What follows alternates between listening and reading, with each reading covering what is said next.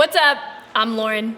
Okay, secret you probably didn't know about me. I get overwhelmed easily. Actually, I'm overwhelmed right now. But let me tell you about this one time. I was in middle school and my parents had decided we were going to move from Florida to Georgia. It was a big move, and up until this point, we hadn't moved in years. So I had collected a lot of stuff. One afternoon, I came home from school, and just as I was about to lay down on the couch, turn on some Nickelodeon, eat some Pringles, my mom tells me that it's time for me to clean out my room. All of it. My closet, my drawers, under my bed, which is scary. It was a daunting task. She gave me a few boxes and asked me to get to work. What should have taken me a few hours took me a few days because I spent more time giving myself pep talks than actually cleaning and packing. I was so overwhelmed and I didn't know where to start. And here's the thing, I'm gonna tell you another secret. I'm not a good dancer. That's actually pretty overwhelming for me. It's like a lot of steps and movements and things to remember and just in general coordination, and it's difficult, it's hard. Hey, Macarena. But because I'm committed to learning something new, I have a friend here who can actually dance, and they're gonna teach me some moves. Marley! What's up? What's up? This is my friend Marley. Marley, what grade are you in? I am in 7th grade. 7th grade. Now, you're about to teach me some moves. If you had to rate yourself on a scale from 1 to 10, where would you rate yourself? I would probably rate myself as an 8 because I still need a lot of work to do. I'm gonna put myself at a nice 4. I would love to learn from you, so teach me a dance that I need to know right now. What's in, what's hip, what do I need to know, okay? Okay, well, I guess we could start with the floss. Okay, that's cool. I floss my teeth, yep. Like you start from right here. Okay. Then your waist goes out. Uh-huh. Then you go back out. Okay. Switch over in the front. Oh, getting Back crazy. over on the side. Okay. Back over. Uh-huh. Front. Oh, Just like I flossing get for it. real. Yeah, flossing your teeth, which is important. Dental hygiene is a priority. Oh, wow. Oh my gosh. Oh, wow. What's the next move I need to know? It's a good cardio. This is good. Okay, I like that one. Nervous for my ankles. Show me the most complicated move you know. I think I'm ready. I might want to stay back a little Oh, bit. okay, yes, Alright. yes.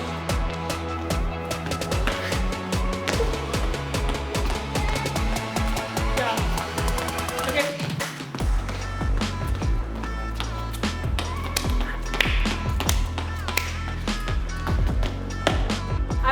I don't know if I can do that, but that was the coolest thing I've ever seen. 10 out of 10. Wow, that was it's my cardio for the week, I think. So, but I did it. I learned a new thing. Kind of, maybe. I don't know. See, some things are pretty intimidating like that. Like, they can seem so complicated or overwhelming that we just don't know where to start. And maybe for you, it's not dancing, and it was writing your first book report or research paper. I mean, doing all that work and writing more than just one page isn't an easy task, is it? Or maybe it was learning all the lines for that school musical you're in, or memorizing all those plays for the team you're on. Maybe it was just taking on the task of actually cleaning your room, and I mean really cleaning your room. It looks like a bomb went off in there, and we all know it. So how do we even know where to start? Now, let me ask you this. Have you ever felt a similar way about your faith? I think if we're being honest, we'd all say that sometimes following Jesus seems like a pretty big and important task. In fact, it's so big and important that sometimes we don't even know where or even how to start. Maybe the idea of following Jesus leaves you feeling overwhelmed. You kind of want to know what this Jesus thing is all about, but it just seems really complicated. Too many rules, too many Bible verses, too many prayers, too many things to remember, to do or not to do. You just don't know where to start. Or maybe for you, it's not that following Jesus on its own seems complicated, it's that life seems complicated. There are so many other options for your life, so many other demands and distractions to give your attention to besides following Jesus. I mean, you've got your friends, your family, your schoolwork, your small group, your team, your activities, your social media, your YouTube channel, your chores, the list goes on and on and on. And with all those things asking for your time and attention, the idea of adding one more thing to that list, especially something as big as following Jesus, well, it just seems like a lot. Maybe you aren't interested at all in this whole faith thing. And that's because you're overwhelmed too. Not by the idea of actually following him, but by what you think you'd have to give up if you did. You don't want to stop hanging out with those friends or watching that show or listening to that music or dating that person. And you think if you decide to follow Jesus, that's exactly what you'll have to do. Changing the way you're living now just seems like too big of a job. No matter what you think about following Jesus, all of us could probably agree that it's a pretty big deal. Deciding to put your faith in God and live a life that follows Jesus is a big decision. And big decisions often leave us overwhelmed. For some of us, we aren't sure we even want to start following Jesus. And for others of us, we just don't know where to start. Luckily, there's a story in the New Testament that gives us some answers. It's an encounter Jesus had with a man that I think will give us an idea of how we can start following Jesus, even when it seems overwhelming. The story is found in the book of Luke, one of the books that chronicles the events of Jesus' life here on earth. As the story goes, Jesus encountered a man named Levi, who was a tax collector. His name was later changed to Matthew. Now, you've heard of taxes, right? There's this thing that adults have to do, and there's like all these kinds of forms, and it's such a hassle, and everyone dreads doing their taxes. But this was a big deal back then too, because you see, tax collectors were really powerful, important people. Money, please. No more. Just a little bit more. I know you have it, so just some more. A little more. And because of that, they were also hated by a lot of their own people. I mean, really hated. As you can imagine, Levi wasn't the most popular guy on the block in town. With that in mind, let's see what Luke has to say. Later, as Jesus left the town, he saw a tax collector named Levi sitting at his tax collector's booth. "Follow me and be my disciple," Jesus said to him. So Levi got up, left everything, and followed him. Whoa, hold on a second. You're telling me that Jesus, who is perfect and sinless, not only stopped to talk to this terrible, horrible Levi guy, but he also invited Levi to actually follow and go with him? The tax collector, traitor, and thief?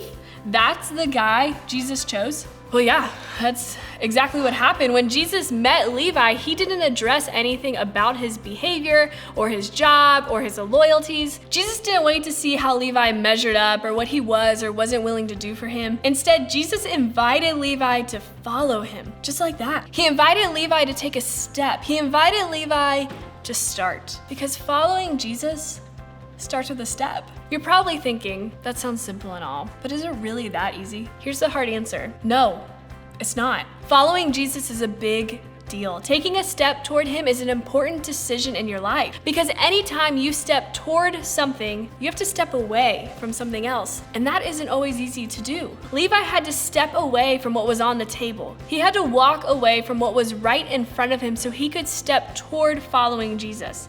His job, his money, his power, all of it had to be left behind. He didn't have everything figured out. He didn't know what was going to happen next. He didn't know what people would think of him or if Jesus would continue to accept him. And honestly, all of those thoughts probably left Levi feeling more than overwhelmed. But it's important to see that even with all that, Levi still took the step. Just one step towards following Jesus. And every single day after that, he just had to take the next step. Levi didn't exactly know what he was stepping into when he took a step away from the table that day. He just knew who he was taking a step towards: Jesus. He was following Jesus. And from then on, he just kept taking one step towards Jesus at a time. Because that's what faith and following Jesus really is. It's one prayer at a time, one choice at a time, one moment at a time. It's a step by step by step. You don't need to have it all figured out. You just have to start. Following Jesus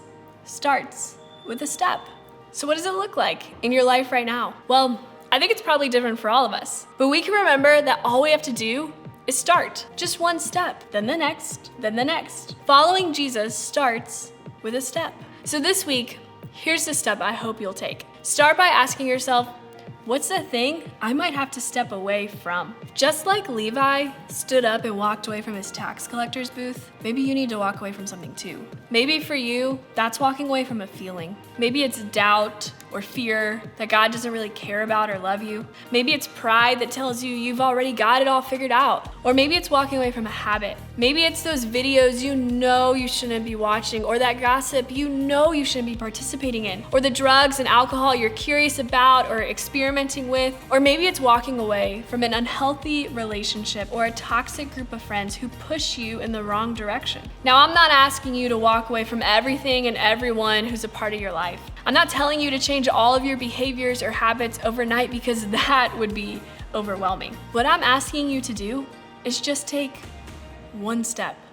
Me, Lauren, asking you, yes you, to take one step. Just start. Ask yourself what you might need to step away from right now in your life. And then ask yourself this: how can I take one step towards Jesus instead? Maybe for you, the step you might take is to start praying, or you might start reading the Bible on your own, or listening to worship songs when you get ready in the mornings. Others of you might need to forgive someone you've been holding a grudge against, or give to someone in need. Maybe your first step is to simply ask questions to your small group leader, or a trusted friend about what this whole faith thing is. Whatever it is, as you decide to take one step away from something in your life, don't miss a chance to take one step toward Jesus, because following Jesus starts with a step. So as you leave today, I want you to think about this question: what's one step I can take towards following Jesus this week?